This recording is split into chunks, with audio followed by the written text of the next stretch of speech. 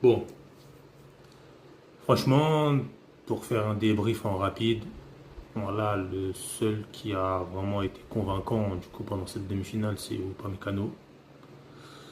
Je m'y attendais pas parce qu'il fait toujours une boulette, il fait toujours une erreur, il fait toujours un truc, il a toujours des moments de saut de concentration. À un moment donné, il est absent.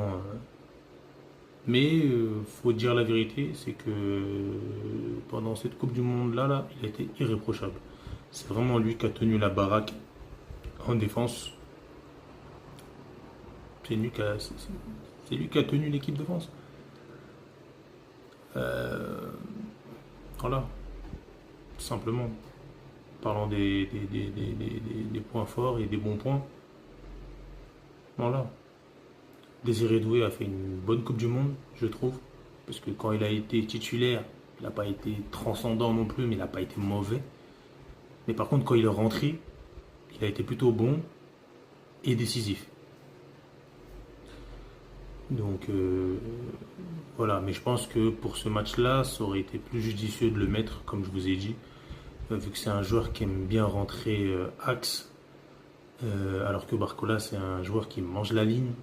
Et vu qu'on avait un joueur de moins au milieu, ça aurait permis de faire comme un joueur fantôme un peu, mais du coup de basculer sur un milieu à 3 surface défensive pour essayer de contrer les Espagnols qui avaient trois milieux. Et je pense que Désiré Doué était capable de le faire et il est capable de le faire avec son cardio et son volume de course. Or Barcola n'est pas capable de le faire. C'est pas son jeu. Voilà.